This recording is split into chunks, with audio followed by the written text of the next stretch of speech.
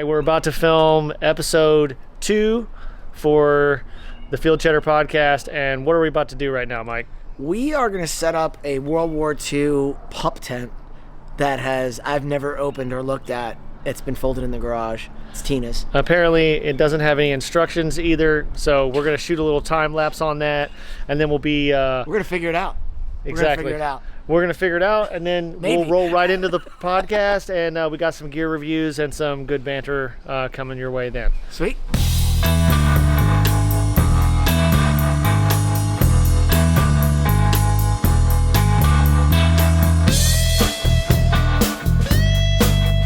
All right, it's coming back to me now. And it's got an extra piece. Yeah, we got an extra piece. This is a shelter half, and I'm pretty certain that I slept in this, or at least crawled in there for a few minutes at a time during the Crucible when I was in the Marines. But I'll show you the design here. Well, first of all, you can see that we got it actually in, and it has the two. It's like, basically they call it a shelter half because both of these pieces right here overlap, and so you can carry half of it. And I remember there's a bunch of other different ways you can use it. But so you can unbutton it and have it two separate halves. Yeah. So you end up with two canvas straps. You could probably make a litter out of it, right? Yeah, you definitely could. A lot of good stuff you can do with this. That's actually really cool. I like this little thing. And I mean, I just love anything without a floor. You ruined me because like you gave me a modern tent with no floor, and then I'm like, I don't ever want a floor again. I hate floors. And so it's just simple stakes. It didn't come with stakes. If there was stakes, I don't know what happened to them. We got this tent from a, I think she had an estate sale, or it was from like a vintage shop. But it's cool that it has the extra pole. Yeah. Number 2. All right. Field Cheddar Podcast. We're happy to be here. Probably been too long since we did an episode. Yeah, well, you've been on the road. Yeah, so, that's true. I've been traveling a lot. Cheers, too. Cheers. Welcome back. We got some, let me know what you think of that. What do you think? It's refreshing, isn't it? Yeah, it's really good, dude. So these are really good. Well, before we go to your trip real quick, these are non-sponsored, but I love these. I keep these out in my shed. Reading Soda Works. Yeah. They are herbal and botanical sodas. Amazing. This is really good. Strawberry mint lemongrass, and you have the peach basil, which is actually one of my favorites. I gotta say too, I'm like kind of surprised that it's so balanced. Yeah, 35 calories. Usually calories. Soda is like a sugar punch to the mouth. Yeah, so this is not. Yeah, that's it's delicious. Very, very cool. All right, so here we are. We're in the gazebo. That's right. We just got done. So I guess you'll probably splice that in and show the viewers and listeners. Well, if you're listening on the Max Podcast Network, go to the YouTube because you're going to want to see the time-lapse video of us setting up a World War II pup tent. Yeah. Half shelter, right? Is that what they called it, a half shelter? Yeah, it's a shelter half. Shelter half. Which, I mean, like, I'm going to have to honestly do a little research, so before any, like, crusty old, like, retired gunnery sergeants see this, and, like, whatever. If you want to tear me up in the comments, you can. But I remember, like, at least crawling in one of those during the Crucible when I was a Marine a long time ago, but I don't have a solid recollection of the rest of the uses, and I don't know how long they were in service, so I don't know if it was like a Korean War era, World War II, World War I. I honestly don't know, but maybe I'll look that up and put it in the show notes. I'd say if you know like other cool things you can do with the halves or whatever, separating them, and by all means put it in the comments, let us know. Yeah, definitely. It's cool. We got it. It's my girlfriend Tina's tent. She got it at a I don't know if it was an antique store or an estate sale, but she ended up with it. It's got the original poles, which is pretty cool. Yeah, and it's got a spare. Yeah, which is really cool. Super rare. And then we just had to add our own stakes to it because it didn't have stakes. I'm sure it came with stakes, but we didn't have them. I mean, I think that one pole is an extra, but there are some like wacky things that you can do with those. Sure. So maybe there might be some other application that pole is in there for. I honestly don't know. And it's going to turn out really well for this episode. I'm going to do a review on 2 camping stoves, and one of them is an antique also. So we put up an antique tent with no instructions, and then it turns out that my favorite cooking stove right now is an antique also. So we'll get into that. You're going to see the doggies running around. We got Kimber and Chester running wild, so you'll hear them and see them. Yeah, yep. Yeah, and if the time-lapse shifts about like 20 degrees, you can thank one of them, their tails. I'm pretty sure that they whacked the camera. I'm pretty sure they did, yeah. But, so I've been snowboarding for like travel. I did two week-long trips, one trip in the van by myself, and I've been working on the edit for YouTube on that, and I'm gonna have to break it up into a series because I think it's gonna be like an hour and a half long. Wow. Which is like, where'd you go? I went to. I know where you went, but I'm asking for. Predominantly stayed around Jay Peak and the northern Vermont area while I was up there. In the first week that I was up there by myself, I didn't eat out the entire time. I stayed in the van the whole time, and I saw you cooking like shots and stuff. You did a lot of cooking. Yeah, cool. Yeah, I really did, and it's like it was just great. Like I mean, honestly, it's a bit of an adjustment when I come home because I have to I have more options for like tools, and I have to do my dishes after I cook. Sometimes simpler is easier. Yeah, sometimes simpler is easier. Even though we're drinking soda, I don't want to forget about our official podcast sponsor, which is Mike's Mortem Labs coffee. Yeah, Mortem Labs coffee, which is Mike's coffee brand, and promo code Cheddar. That's right. For a percentage off, and actually, thank you to the people who have ordered using the promo code. Yeah. Oh man, that's so cool. So there's some Cheddar listeners. Some people that are using our code. This is great. We're making a difference. So that's it. Yes, thank you for that. Yeah. Also, and I got some new coffees up there, and I actually just added. Don't you guys? Hey, no roughhousing here, Kimber. No, Chester. Hey, no roughhousing right here. Good boy. Go. So we added 2-pound bags to the website. So that's pretty cool for espresso, for Bali, and for Serious Gourmet. Nice. So we have 2-pound bags available now, and people were asking for something bigger than a 12-ounce bag. So they look cool. They're like 90s. I saw the retro looking pretty cool. Yeah, they're cool. They're like the rainbow foil cover. Color, yeah. Right? Like very cool. Very 92. Yeah, super cool. So yeah.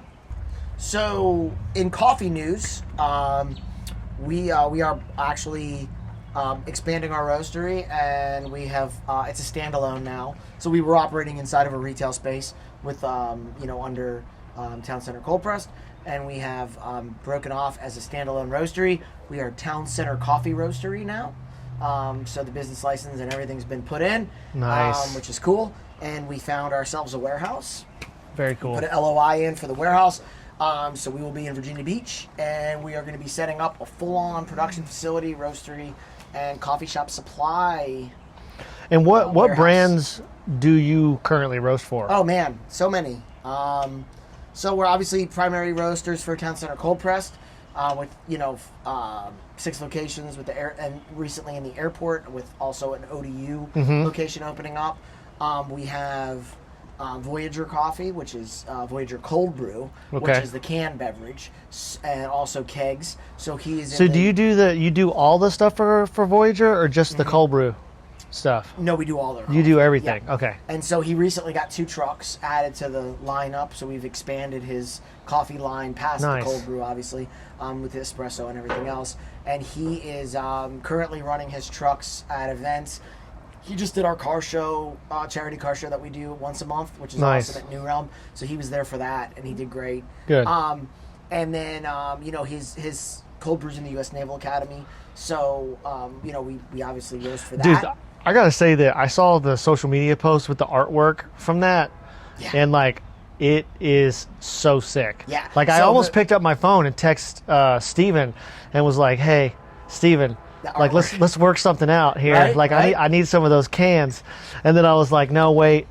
Steven's also because there's, for the listeners that don't know, there's a lot of cross pollination. Sure. With these coffee brands. It's actually probably if you're not, it's confusing because Steven's with Voyager. Steven also does tea and logistics for Dom at EDC, and then I do the content at EDC as well. And then so it's just everything is kind of related. And typically you'd have for every, let's just say, this is a made up number, but for every 10 coffee shops you'll have 1 roaster. Yeah. Because obviously for every shop to have its own roaster is just not feasible. Right. So most shops source or what they call white label from another shop. Right. And so a lot of times you could see a brand. Sometimes the white label's bigger than the roastery or the parent brand. Right. And that's okay, right? Because coffee's coffee. So that's right. For us as a roastery, we just want to get coffee to the people. So for us, that's working with partner brands like that, which is awesome. Yeah, that's super cool. I'm excited to hopefully get to do some work with Steven. So with the Pulp Fiction design, that's cold pressed pure black. So that's actually cold pressed can. Okay. And so Steven's doing that can through his canning line. So Steven's canning it for cold press. Yep. So that can will be available in the airport at Town Center cold press locations, select locations. And that's going to be like our new nitro can. So it's a liquid nitro infused. So you shake, hard pour, right into the cup, and you get that nitro. It's so good, man. I gotta get some. We'll have it at the next cast. Who did the artwork? Eric. From the guy, he does, he's done like just about everybody. Every beer can that looks cool, I feel like Eric's done. Okay. So what's his last name? Leach. Okay, Eric Leach. And so you can look him up on Instagram, and I'll give you the Instagram. Yeah. We'll throw that in the. He's got the show notes. Unbelievable artwork. He did Town Center Cold Pressed Yeti, the Coleman, the little Yeti character for all of our flavored coffee. Yep. He did that. He did all those designs. That's really cool. He's phenomenal. And I love it too that you guys. I don't really like the AI like artwork. I think it displaces people who are like real artists and stuff like that. It's not the same. It doesn't. No, have the same it doesn't. It doesn't. And if you're paying for a premium experience with a beverage or food or anything like that in that type of retail space, I feel like your experience that goes along with it is just as important as like crossing the T's and dotting the I's, 100%. so to speak. So did we get to the end of the list then, or no? So here in the area, we have a Pelu Island cafe over in the Wards Corner area, Coaster Coffee over at East Beach, Voyager Cafe over in Ghent. Yeah. Hope House Coffee Truck, which is awesome. That also supports a nonprofit, Love Remain Ministries, Mm-hmm. which is really cool. We're working on Cam Chancellor's celebrity brand, Bam Bam blend, and hell yeah. We got a cool coffee coming out for him, so that's going to be awesome. That's so cool. I'm in talks with a couple other professional athletes that we haven't locked anything down yet, so I don't want to say, but we're testing coffee with some different people as far as like celebrity brands is a big thing that's happening now in coffee, and partly because you could sell a t-shirt once, right? You could sell an autographed picture once, but a consumable like coffee, especially if it's good coffee, they're going to come back, right? And so branding in coffee sells the first bag, but what's inside the bag sells every bag after that, right? So people will buy a niche, like a cool label. Mm-hmm. They'll be like, oh, that's cool. And sometimes the packaging's cool and that's about it, right? Right. The coffee's not good. Right. But with ours, it's obviously good coffee. So the idea is that we partner with these power brands that can sell that first bag, and then that's it. We hook them after. Yeah. With the good coffee that we roast. So, there's more. I can keep going on, but those are like a lot of the bigger shops in the area that we work with. I just provided coffee to a new restaurant in Mount Dora, Florida called Salt and Ember. It's an awesome high-end that sounds really cool. steakhouse and high-end fine dining restaurant. They have sounds like something like a Michael Pollan documentary. I love that the owners of Salt and Ember actually have like a legit espresso machine and nice. There's so many restaurants that will put out mediocre coffee, and I'm not going to call anybody out in the area, but there are some very highly rated chefs in this area who serve trash coffee at their restaurant, which is crazy to me because the last thing that hits your mouth when you're eating at a table, typically, especially if you're Italian, you get a cup of coffee at the end of the meal, right? Right. Well, if that's the last taste that I get is some crap diner coffee or some dark roast commodity bean, I'm gonna be like, wow, that's what I remember from the meal, right? It doesn't matter how good the steak was. So for me, leaves a bad taste in your mouth, literally. Yes, the cherry on the top, the last thing, the cup of coffee at the end. Go with something good. Go with a specialty grade bean. Yeah. You know what I mean? And there's so many good specialty roasters in this area. There's dozens of us that are all 92 and above rated, great, putting out great beans. So it doesn't even have to be me, but Juice, call one of these guys or girls, and have them come in and hook you up. So anyway, I sent them coffee for their grand opening, and like they blew it out of the water. They were like the compliments from the diners. It was like that was the next level, you know. So definitely. That's cool. Yeah, and that's, you know, just keeping busy with that, and then For like I said, building out a new roastery. So there's a lot of there's been a lot of I feel like some of that market from alcohol is shifting into coffee. We did a day rave.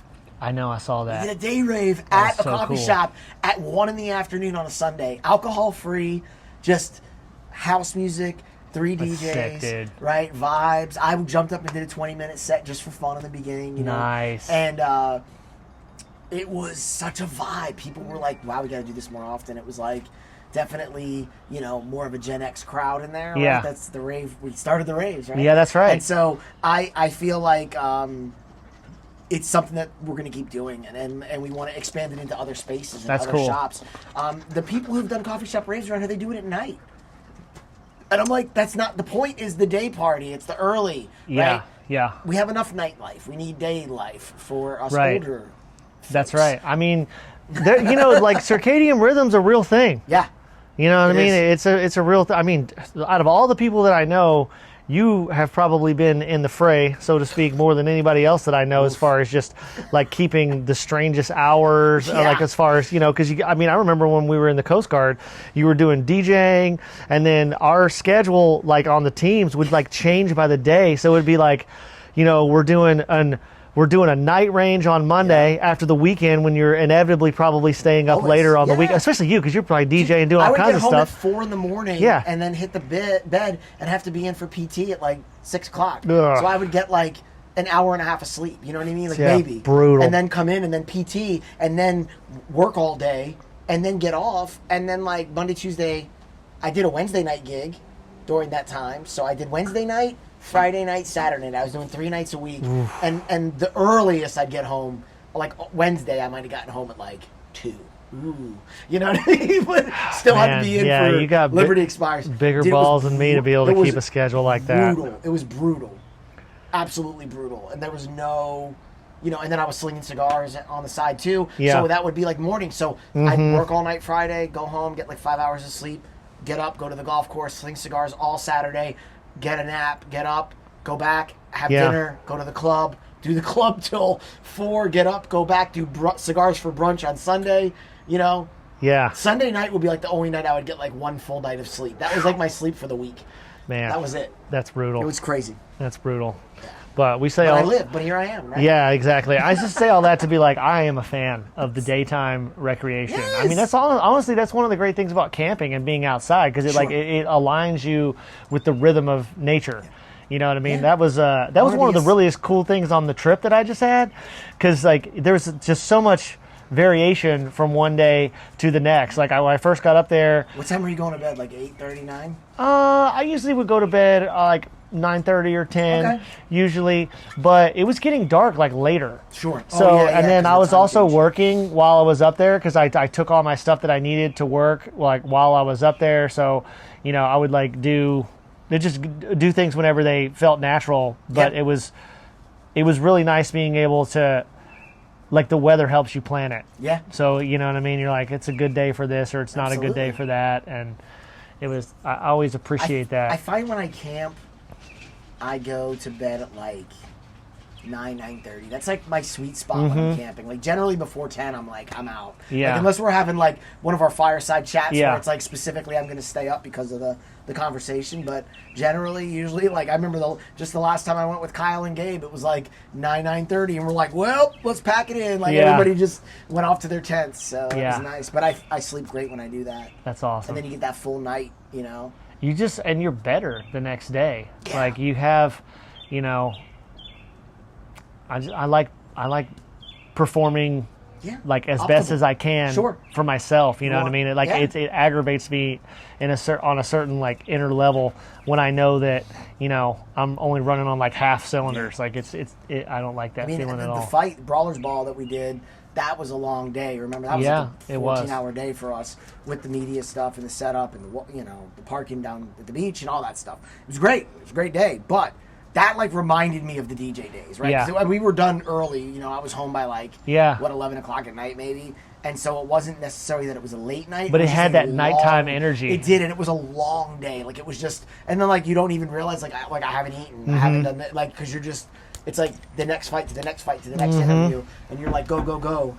But I loved it, and it was. But it reminded me of like those old days at the like just even being at the oceanfront, you know. And I was just like, man, this feels like for sure. Yeah. Absolutely. Hey, good job, guys. Thanks. They're gonna just do their thing.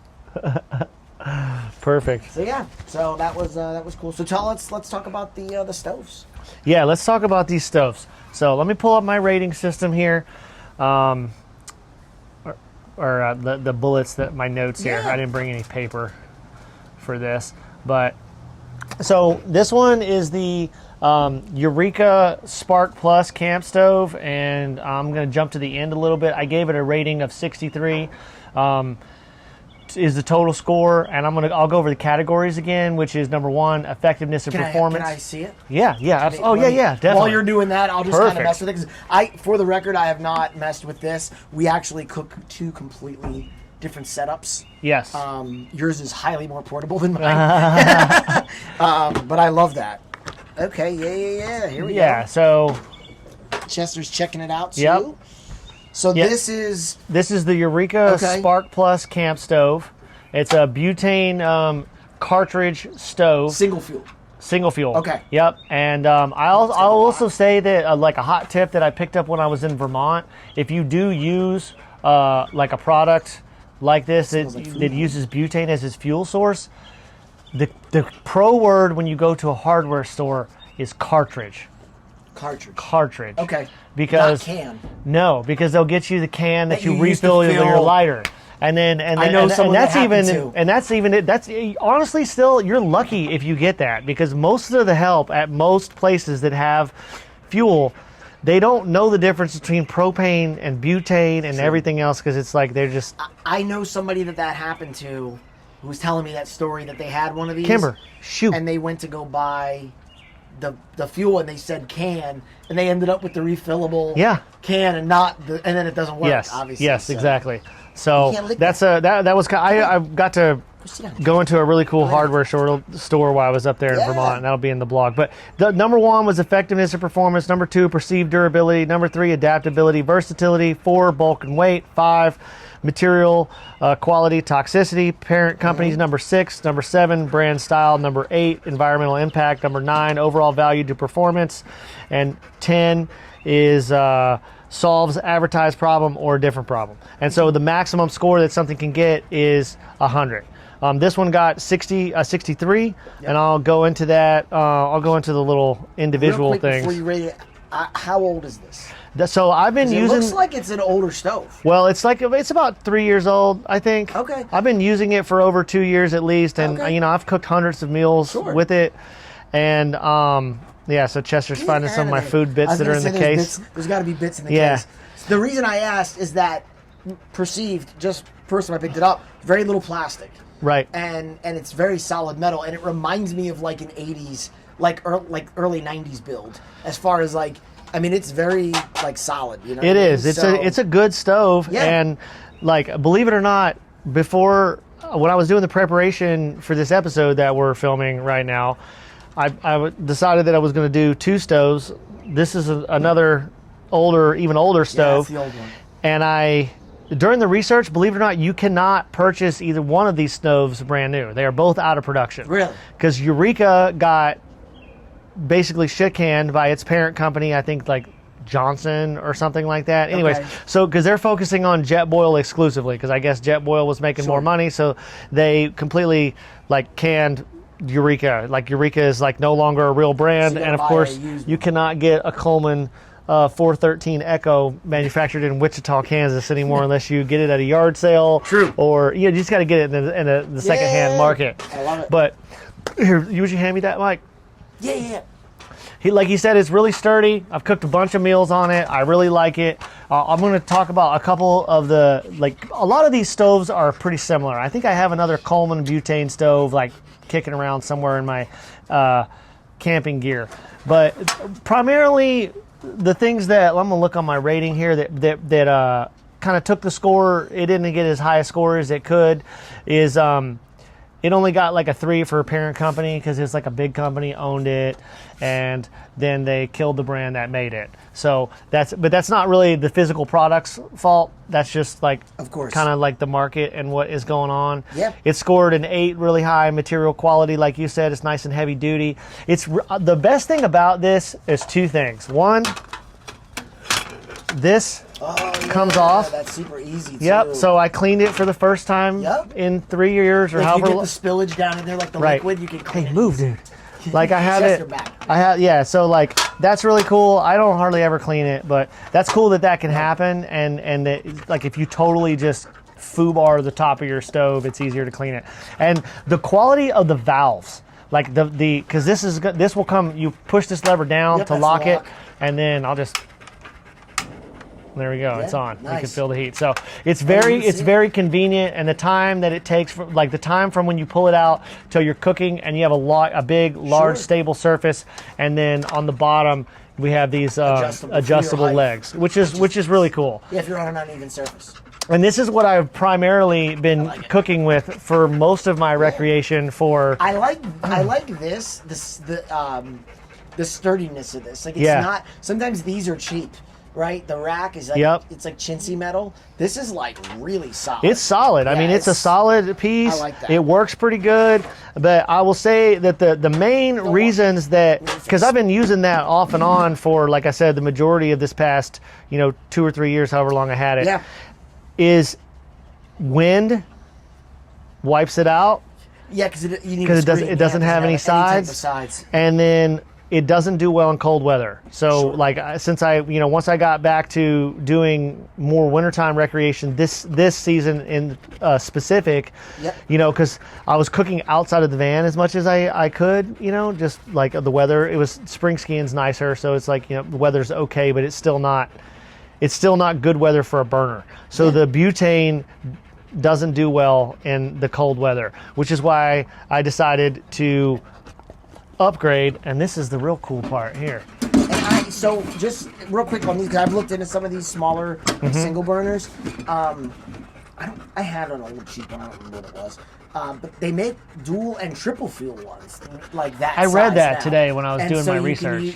So they have dual fuel and then they have triple fuel, which is pretty cool. So how do they get, like, my question with that is, how do the different types of fuel interface into the stove? Because like that's like that one is like a tube. Sure. That's a smidge different than the ones that you do a lighter. I honestly don't know, and I will probably have to get a stove to play with it. Yeah, and see. That'd be something to look into. But I just know that they do have the dual and triple fuels, and I've seen them, and they look about the same type. I don't know, like well, they said that there are. Be different. They said that there are ones that are like in that do those butane cartridges that are multi-fuel stoves, but honestly, in my opinion and experience,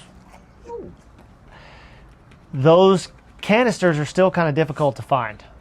I get them on Amazon, believe it or not. But if you're traveling in your vehicle overlanding, if you don't have them, if you don't have them on you, and you don't want to carry, enough fuel with you to pretty much like vaporize yourself in a crash, then I mean, sometimes you want to be able to refuel on the road.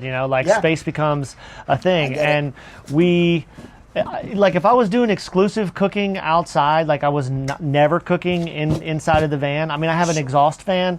I would probably use the white gas stoves. Which is that's what this stove was made. Like this model number matches up with a white gas stove. So the ones that had the tank that comes into the front and all that kind of stuff. First look, what I can notice is that it's all metal.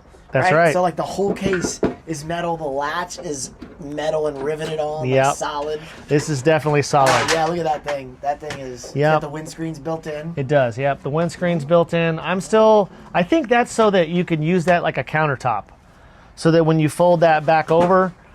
See what I mean? So that way that back surface is flat, so you can like set stuff on there or whatever.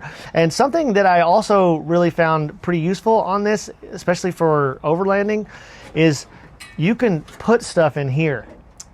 So like, because I mean, I don't have running water in my van, so when I'm camping and doing stuff like that, I don't typically wash my dishes.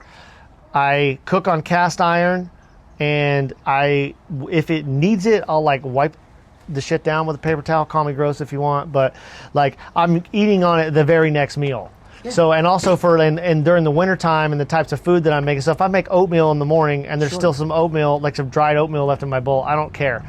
But this make more oatmeal, right? Oh yeah, because I'm just gonna put something else hot on top as long as it's. And with cast iron too, I mean, like we with the fire disc, and we'll do a whole other episode on that. Yeah, we should. That monstrosity. But what's cool about that is like cleaning is just like throw a little water bottle in there, right? Get the water, heat it up, wipe it out, and you're good to go. And you're ready for the next meal. So with cast iron, cleaning is super easy when you're on the road. That's right. The weight is not the best, but the not cleaning it and like the healthy aspect of it, all that's really good. So what happened before I bought this stove is somebody did a propane conversion, which is what this is, and then this little tube here is the generator, which when you use white gas, it's a liquid. So the liquid will come through this tube that goes over top of this front burner here, and that heat causes it to change into a vapor. Because believe it or not, I don't know, like some people might be shocked, but you shouldn't be that shocked to learn that liquids do not burn. It's only the vapor that's on the surface of a liquid will burn. So you have to change it over. So that's pretty cool. That's the conversion. That's the conversion. So and technically, because this still has this part right here on it. Yep. You could convert it back to white gas if you want. Yeah. You just get the tank. You get the tank with the thing and put it in there. So it goes right in. Yep, and it makes the stove assembly, like these are taller and fatter than the propane only ones. But since it has that generator on it and the windscreens, this is what I think is the best, most practical, multi-use stove system, at least for me and the way that I recreate, because it's great in low temperatures. Sure. So propane's already not good in low temperatures, and it will still like have issues if the can gets too frozen or too cold. But the fact that I can go to 7-Eleven and get another fuel can, I can refuel the old fuel cans from a large bottle. Yep. I can go get a propane tank that goes to your grill and an adapter. So I have like maximum options to not run out of like cooking stuff. I'm not gonna be in a circumstance where I don't have what I need to be able to cook. So, that's cool. And I'll go through the numbers real quick for it. Wichita, Kansas on there. That's dude, cool. Yeah. It's super cool. It's a tank, man. It's a tank. It'll last forever. Yeah. So what year? Do you know the year roughly? Like you think? I do not know the year, but this we could probably figure it out because we probably could figure out when they stopped making them in Wichita. So this product was in production. Original product run was from 1954 to 1961. Okay. So this is like between 60 and 70 years old, and jeez, yeah, that's awesome. Yeah, and it's still kicking. And honestly, like you pull the little valve out here to do the second burner. I mean, everything works on it like pretty good. Yeah. So I don't see a reason to change it, and that's also it's just another really cool thing that you don't necessarily have to spend a bunch of money to get something that works really good. Yeah. So if it's not broke, don't fix it. Yeah. And that's, we talked about that in the other episode about like it doesn't always have to be the Gucci gear. It doesn't always have to be fancy. It just has to work. Right? Yeah. And so. So for our categories, I'll just put them in the show notes or whatever. Yeah. I'm just going to go over a couple of the noteworthy ones. With and I might just circle back on those maybe too, because it got mostly 10s. Spoiler alert. The bulk and weight, I gave it a 7. Sure. Because it's a little bit bulky and heavy, but like I bumped it up like a point or two because I can store things underneath it. That is nice. So that's pretty cool because there's a shitload of room in there. Because I mean, technically, like you could store your entire kitchen in here. Your utensils, everything. Everything. Yeah, if you were really, space saving and like organize and stuff. But I just want to like rip the shit out of here and start cooking, so I don't do that. But it is an option. And then since it's not in production anymore, the original company, it was American made in Wichita, Kansas. But I don't know how ethical that particular company was, so I just gave it a 9, which is one off from the maximum and then 8. Does it solve or I gave it an 8 for does it solve an advertised problem or a different problem, because it's so versatile. And I did a little bit of that's how I ended up with the total score of, I think it's like 93, I think. Okay. Now, if someone wanted to get one, yeah, where would you find one?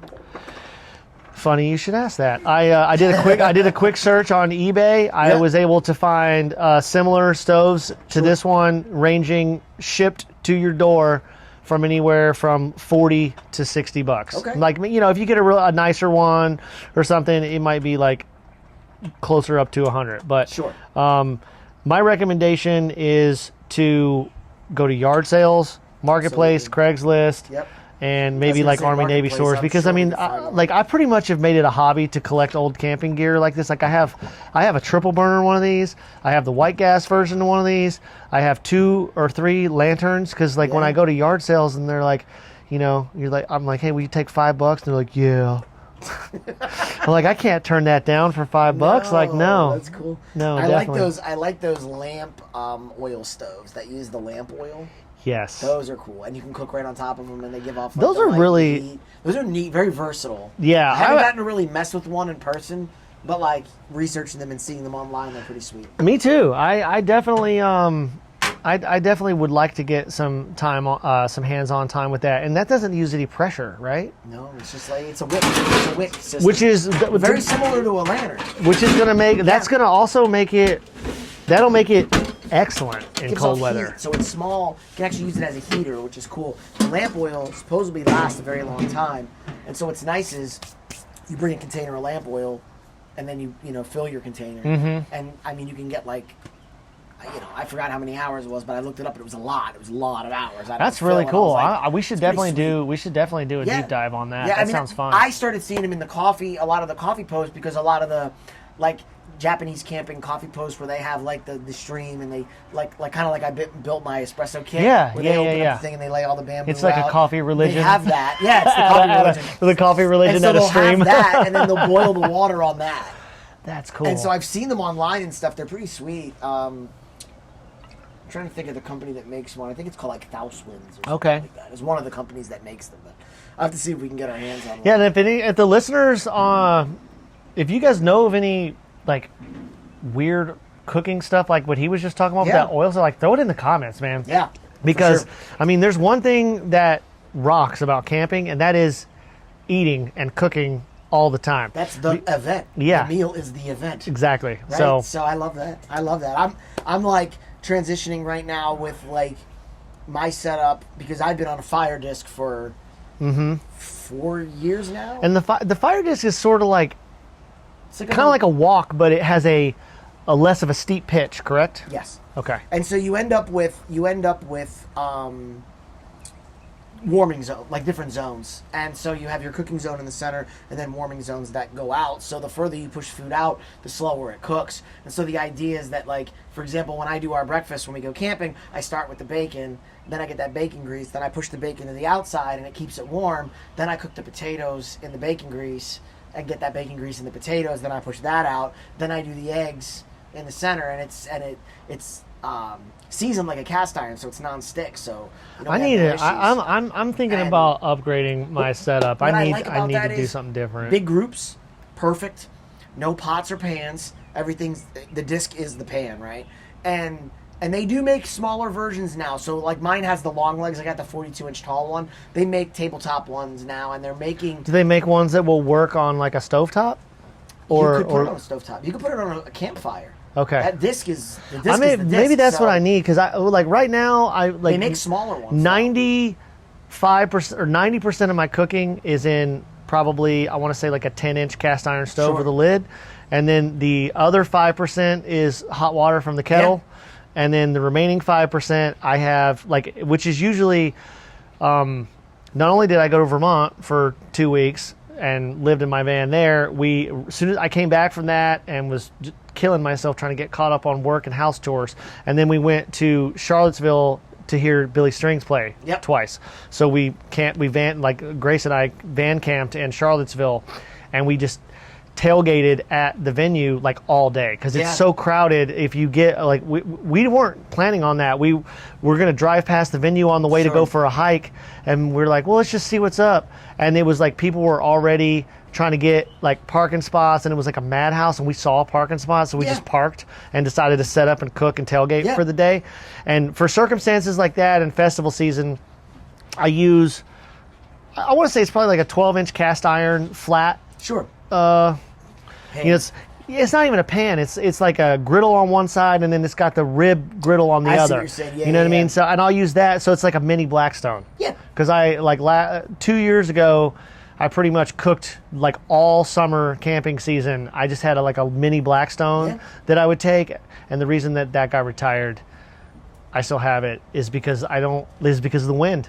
Yeah. Is because of the wind. Like the wind has really been pissing me off these last few years. With my fire disc it's got the windscreen, which is nice, around the burner. And they have a coming soon product on there. I don't remember what it's called, but I feel like, because they made like the tabletop version, so I feel like this is going to be an even more portable version. The fire disc is weighty, but what I do like is the legs come apart and they fold flat. So typically I'll put the legs on my roof rack with my tent and everything else, and then the disc goes in a bag, and then I just stand the disc up in the back of my van with all my truck. That's cool. When I had it. And so I like the disc, and like I said, cleaning, water, heat it up, give it a little scrape with a wooden spoon, get the schmeg out of there. That griddle, the little flat top, the flat griddle surface, like, and then I have a cast iron wok with a lid. The cast iron wok with the lid, it's not a good fit for my setup. Sure. I only put it into the camping setup like maybe a few months ago, and I've only used it when I'm cooking for more people than just me, basically. But every time I put it away and then I get it back out, the inside of it is just nuked with rust, and it's just not holding a season. And then I try to make popcorn because, you know, I'm like a whole food hippie kind of guy, so like I try to make everything from scratch pretty much. And so I'm like, oh, I need a snack.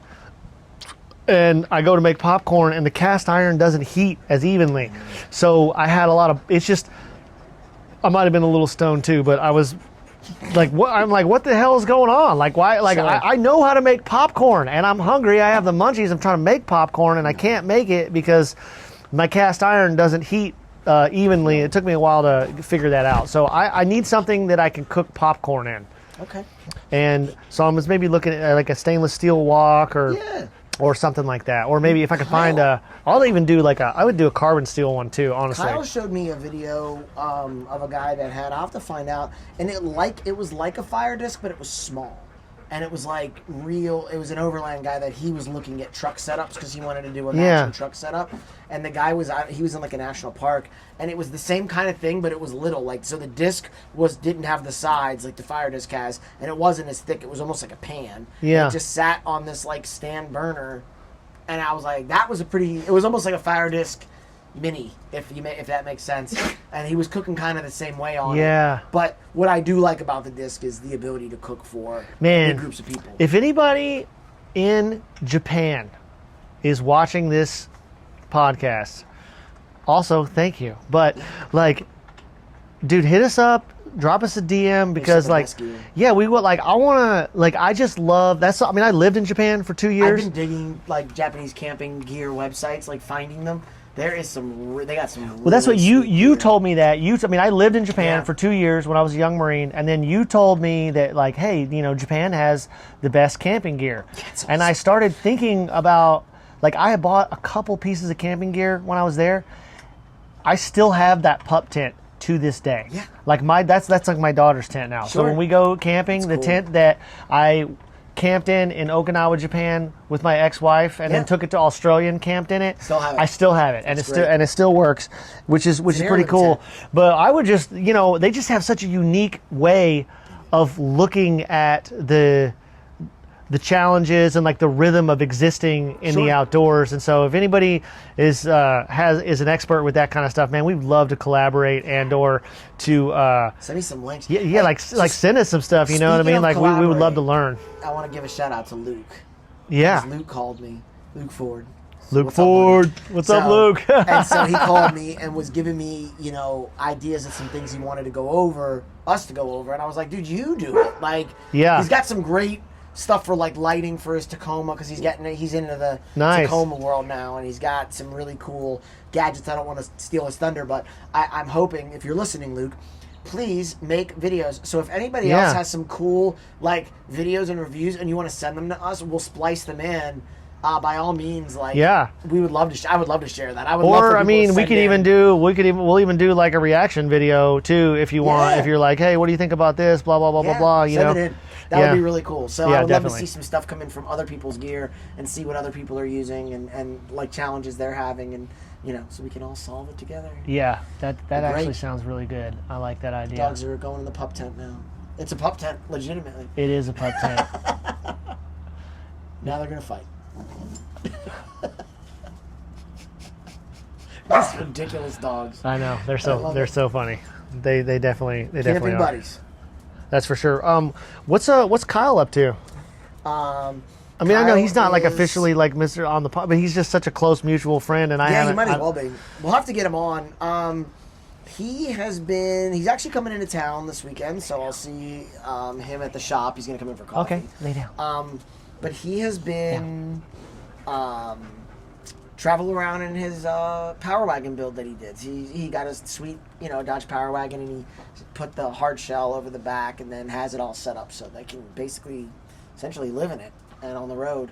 And he's been, I talked to him the one day. He's like, I haven't seen pavement in like 5 days. And he was like on fire trails and roads and rivers, and he's been having a blast. Man, so he sent me some cool. He's been scouting spots for us, really. Here's what he said. Nice. So he's got some really sweet spots. There's one that's on like a river, and he said there's room for 5 vehicles.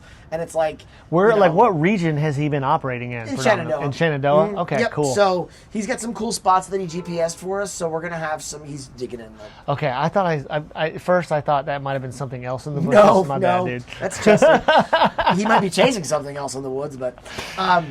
and so, so he's going to be doing that, and... we're going to scout out some of those spots. So this weekend we actually wanted to talk.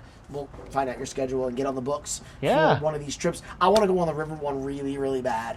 And this sounds crazy, but I want to use my Julka, my hot tap, because it has the pickup. And I want to dump the pickup in a natural water source.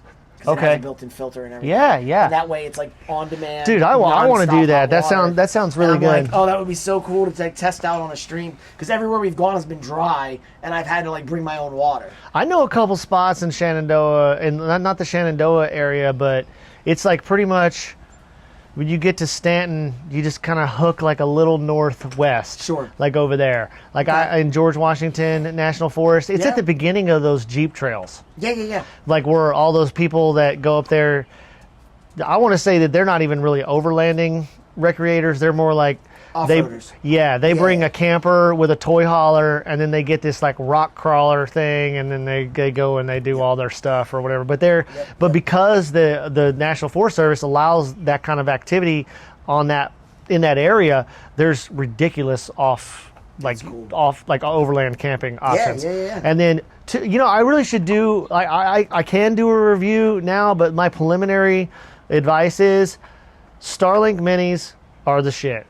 You have one now? They work so fucking good. Yes, wow. I do. I bought one right before I went up to...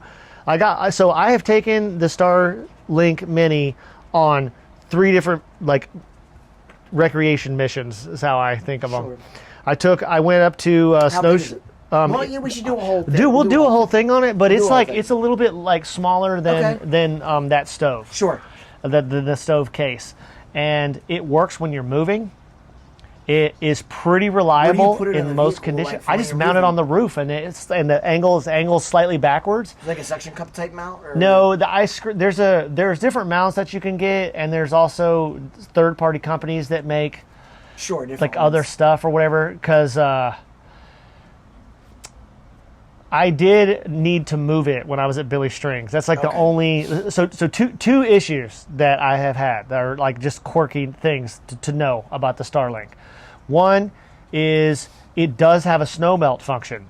Okay. If you get dry, cold snow, not an issue. because it doesn't really like it. Kind of the wind and the breeze. It'll kind of, if you get wet snow, it'll keep turning on and it will drain the shit out of your batteries. Happened more than one time. Sure. Because I was like, how are my batteries getting drawn down so much? And like, I'm like, I know I was watching some YouTube last night, but I'd only watched like one thing. I know how much power is in there, and I haven't added like a power shunt or anything yet to be able to see, like to monitor the level of the batteries. So that's one thing. The other thing is you will probably, especially for somebody like you, will want to have a strategy to disconnect it and then move it like away from your vehicle so that you can put your vehicle in the shade, and then you can put your Starlink like somewhere that it can see the sun. But I mean, for most of the places that I've been able to see the sky, and I mean it works. I mean, obviously it works if it's a dead cell area. It works better than your cell stuff does, but it's like it's more reliable though. Sure. So like even when you're driving like through cellular zones. Like if I needed to make an important phone call, like I had somebody hit me up from a band that I'm supposed to be like doing some work with, hopefully soon, and like my calls will drop. Like when I call my wife, you make a turn, and right? It just goes. But with the Starlink, if you use like I'll do like FaceTime audio, or something, just something over data. You know, like this. Not a huge, like not a huge amount of. I can't think of the word. Bandwidth, yeah. So it's like a low bandwidth. Sure. It's very reliable. And like you never lose your GPS signal. It's really good. That's then you can do the roam, like the base roam package, which works all over North America, and you get like 100 megabytes or 100 gigabytes of high speed, I think is like $50. And then you can bump it to unlimited, which I think is like $150 or something like that. So I ended up having to bump the service up like by the second trip that I did, but I mean, like, there's like no cell service at Snowshoe. No, none. And in West Virginia, there's nothing. And I will also say, if anybody, like you said, you've been to Maine before. Yeah, I used to work there. Live there. For anybody else that have never been to that part of the country, it's absolutely beautiful. I recommend that you try to get up there. And if you're a mountain person from like Appalachia, those mountains up there are so different because you're driving basically through a postcard in between mountains. When you go to West Virginia, not only do you not have cell service over there, it's like the most gnarly up and down, like everywhere. You're wearing out your brakes, white knuckling, just trying to get everywhere. And then also, I almost died because I almost hit a moose. I came. That's right, the moose story. Yeah. So close. One of the closest calls I've ever had in my whole life. So if you don't travel at dusk in moose country, pay attention to those signs. And they are gigantic, dude. Like I didn't even touch my brakes. I missed it by inches, and I was only going like 40 miles an hour, and I was in the opposite ditch. If you hit that moose, we'd have been having a memorial podcast. Dude, I think so, man. I had a college kid in my college that got smoked hitting a moose, so it's not. They're no joke, man. It's not like hitting a deer. Not even in the same stratosphere as hitting a deer. And like something else. In case I wasn't already superstitious enough, I didn't turn my cameras on when we were leaving. Like, so we were at Sugarloaf in Maine, and my son and I we're like that was the last day of the season ender. So we're like, it's time to go home, and our winter season's over. And I wasn't feeling super motivated about turning the camera on. Like maybe not quite as severe as that, like the vibe back on the teams when everybody is like militant about the convoy plan and who's the commander, who's in charge of this. Dude, stay together, radio check. And then like when we leave to come home, it's like we don't even know that half the people already left. Like nobody is ever. We're just like, what is scattered? Like it's not quite that bad, but that kind of a similar vibe. But if you film and you do like if you have a dash cam or something or like whatever you normally film while you're driving, turn that motherfucker on. Yeah. Because that will keep the moose away. Maybe. Because as soon as I turn my cameras off, that's when it happened. And it would have been crazy video if you had it. Dude. Yeah. Crazy. It probably wouldn't have done it justice, but it still would have just oh man, it was so scary. Yeah, and the thing was we had seen 3 moose before that and they were all like chilling. And I'm not like a moose expert. But I know at a certain season in the rut the males are territorial and then the females are protective of the young. Yeah. So you like kind of want to keep your distance no matter what. And so I didn't think I should slow down, because then I thought that they might be like, they might think I'm interested in what they're doing and try to attack my van. I've seen clips of moose destroying vehicles, destroying people's snowmobiles, like totaling it. So I'm like, I'm just gonna pretend like I'm also chill. I'm just moving through. When they've gone in neighborhoods and just tore them up. It was running out of the side of the road. Insane. So just be careful out there. Be careful. All right, sweet. Well, hey.